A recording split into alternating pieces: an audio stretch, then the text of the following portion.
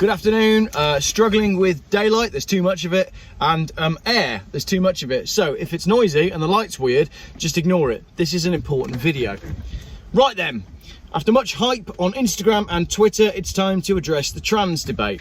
Trans am or trans sport. Let me start by saying I don't want to make this video. I don't want this content on my channel, and the only trans conversations I want to have are about Pontiacs. I've already stated my case on Instagram, but as this is my channel and my platform, I felt the need to make a video. Around a week ago, I saw something happening on Twitter and I retweeted it. And then on Friday, when I was quite drunk, you might remember from my video, I put that image on my Instagram account. And it was actually really popular. It got something like 126 likes, which is pretty good for a Geoff post. A few days later, a well-known classic car YouTuber sent me a tirade of messages saying that they are disappointed that I've used my platform for this and accusing me of taking a few sound bites and running with them. It was very clear to me from reading the messages that this person had no idea as to the context of my original post. I typed out a long and respectful answer with examples, and I also invited them to sit in a car with me, roll the camera and debate, but instead they blocked me without responding to any of my replies. This person then took to Twitter to vent their frustrations, and another, an even more well-known classic car YouTuber, got in on the act and did the same. Both of these people have now blocked me on all of their channels, so I wasn't able to engage in any debate on the subject, which would have been my preference. As I said, I stated in my messages that I'd like to sit in a car, roll the camera, have a coffee and debate the subject, but they just blocked me.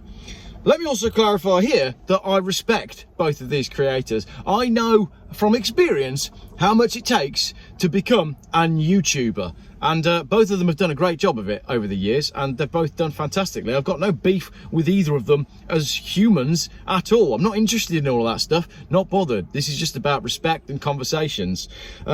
I've not had a great deal to do with either of them, but in a previous life I did provide free car parts to both of them to use on their cars and on their videos. Now, blocking someone doesn't actually achieve anything, but what it does do is ensure that your personal views are completely blinkered. They can't be challenged. And as the person who is blocked, it makes me think that your side of the argument is unable to stand up to true and honest scrutiny. That is censorship for you. For the purpose of this video, let's put all this rubbish in its true context, and let's not take too long about it because I've got a hairdresser's car to review, which is true. To understand why I shared the piece in the first place, the image, we need a bit of context. I am an occasional Twitter user and I try to stay off the platform, mostly because it's a complete time suck, but also because you find yourself getting into the sort of heated arguments that you'd never have over a beer in a pub. I don't believe in saying anything on social media that you wouldn't stand by in person, and as regular viewers will know, I do wear my heart on my sleeve. I'd seen on Twitter a clip taken from UK Parliament where Conservative MP Vicky Foxcroft was calling on the Prime Minister to do more about the protesters who were picketing an event known as Drag Story Hour. Getting to the meat of it now. She said, "I asked the Prime Minister to condemn their attempts to spread hatred and division in my constituency across the country, but the Prime Minister refused." So, Vicky Foxcroft MP is petitioning the Prime Minister to do more to stop Turning Point UK from protesting at a drag storytime event. Now, drag storytime is a concept that's come over from the USA, where a man dressed as a woman reads stories to children. And if that doesn't set off alarm bells, then it gets even better. It's important to note that many of these drag shows are a long way off what we in Britain know as drag. Now, I know both of the YouTubers in question do like to live in the 1970s, but these drag story hours are a long way off what we Brits understand to be drag. Here in Britain, we've had Dame Edna and Lily Savage, which are blokes dressed up as old women to entertain on our televisions. This has gone on for decades. Personally, I always found them to be repulsive, but some people found it funny. And now, when I posted my image on Instagram, it was picked up by these other two well-known car YouTubers, and neither of them took the time to go and research what these drag events actually are. These drag storytime events are not Mrs. Doubtfire reading stories to your children. And now, this is where it gets really ironic. I'm not actually going to share any images that I've been sent of drag storytime events from around the world because I don't want to violate any of the YouTube content guidelines. So let's just process that for a second. I don't want to share photos of what has taken place at events aimed at young children because the content could put my channel in jeopardy because it's inappropriate. See where all this is going? These events often involve grossly inappropriate, highly sexually charged and borderline perverse behaviour, all in the presence of young children. And, you know, deliberately in the presence of young children. What on the surface is painted as an event to promote being yourself and inclusiveness actually appears to be an extremely lewd display of male erotica exposure to minors. Some of the videos that have come out of these events are quite simply mind-boggling and repulsive.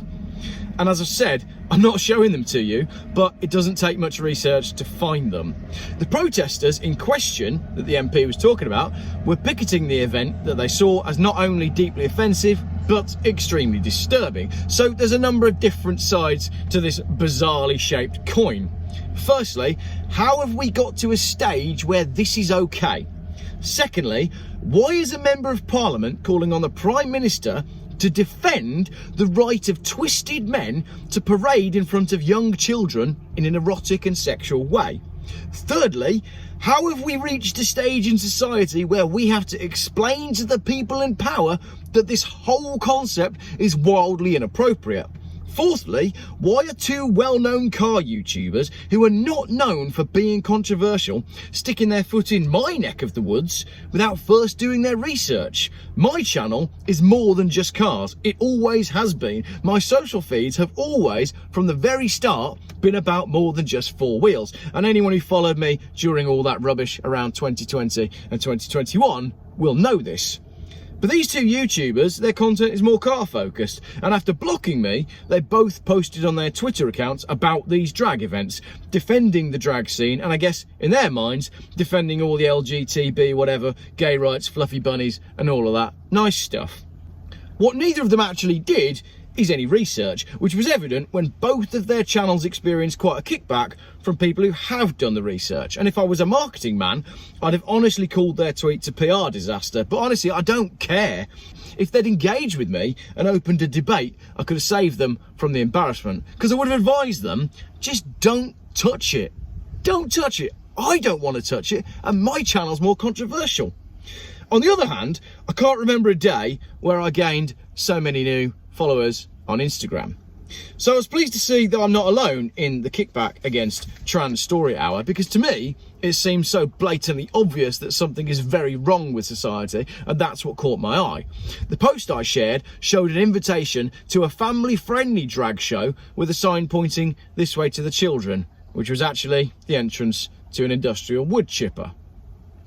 Now, there's a whole lot more to this trans agenda than just encouraging humans to be the self that you want to be. And I'm not going to go into the details, and I'm also not going to touch this again after this video. If you want to find out more about what's actually going on in that world, check out Jordan Peterson's excellent podcast with Joe Rogan. That's a great place to start. I know a lot of people within the LGBTQ community don't like Jordan Peterson because he's an actual qualified psychologist who can talk about what's going on in the brains of these people.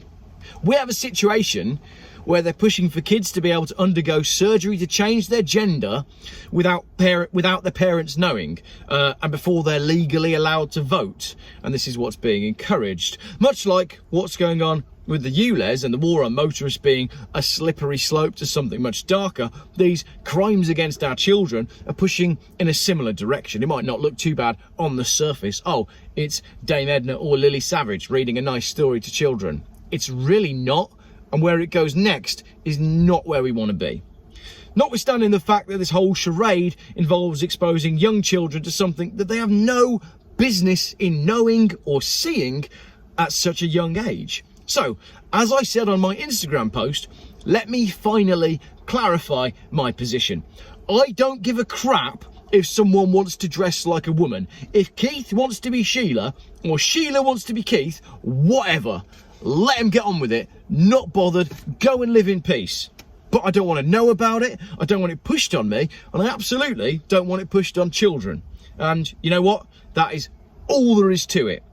Keep predatory, overly sexualized men in scantily clad women's clothing away from small children. Can we not all agree with that? Let me read that one more time. Keep predatory, overly sexualized men in scantily clad women's clothing away from small children.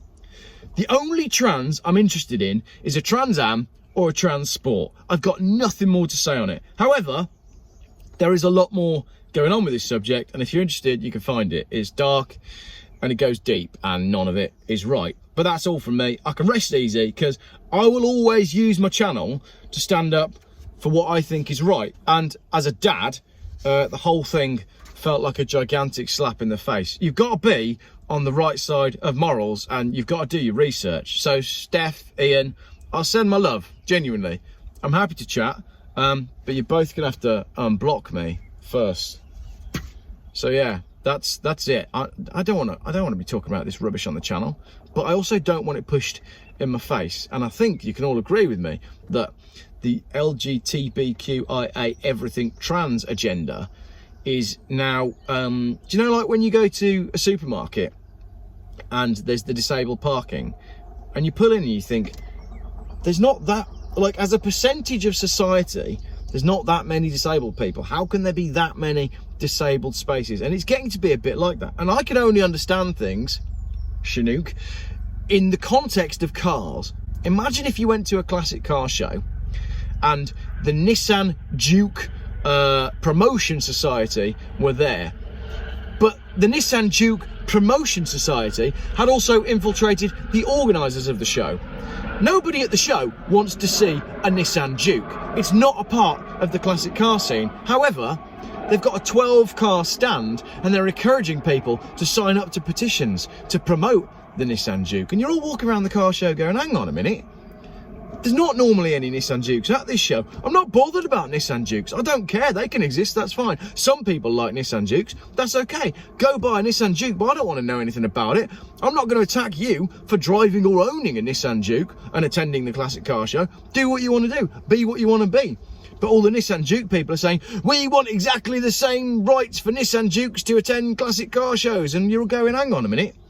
But Nissan Jukes don't really fit in at classic car shows. They don't need to be at classic car shows. You've got as many rights as you want. You form a club. The club can be at the show. That's fine. That's all well and good. What more do you want? What more do you want? Oh, we want Nissan Jukes to be on the board of every single classic car show. Nissan Juke owners and drivers to run the show, to be in charge of the show. And a Nissan Juke to be on every stand. And everybody should have a little band on their arm that says, I support Nissan Juke drivers and owners.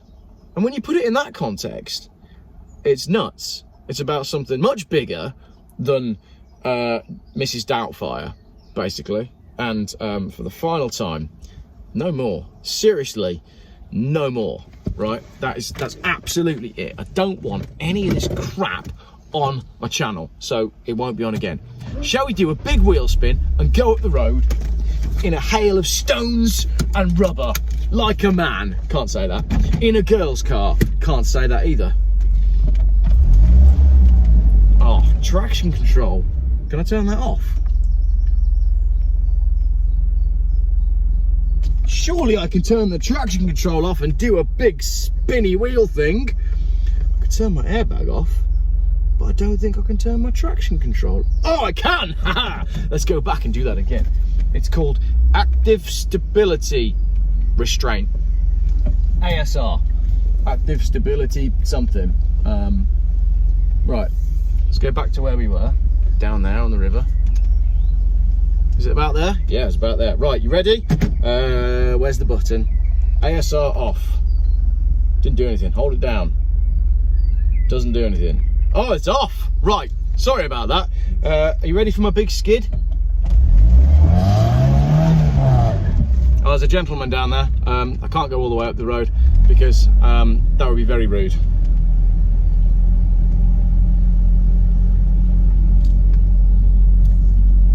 past him now. I reckon I can do it now though. Right, you ready? We're just gonna go about 100 feet. I wonder if I can leave any 11s. I mean, I don't mean like Winnie the Pooh 11s. Well, that's probably been rewritten these days, hasn't it? Right, last bit. Ready? Wasn't very spinny, was it? Oh, there we go. Finish on an anti-climax from Geoff Buys Cars, who didn't even succeed at doing a wheel spin. Because it's a hairdresser's car, clearly. Actually, if you want to stay with me, if you're still with me on this video, I will just accelerate out onto the main road up here and you can have a good listen, because now I've got to go fetch my Volvo because I've got about 25 kids to pick up tonight because it's Wednesday, and if you watch my channel you'll know that it's Sausage Wednesday. You all know that because you watch Geoff Buys Cars regularly. Sausage Wednesday, today's the day when I have to put the 7 seats up because I've got that many kids in the car.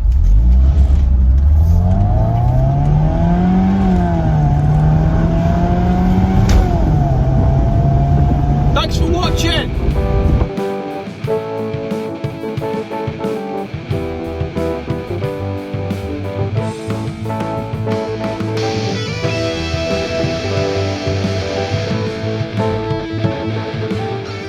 Geoff Buys Cars. Still YouTube's most boring car channel.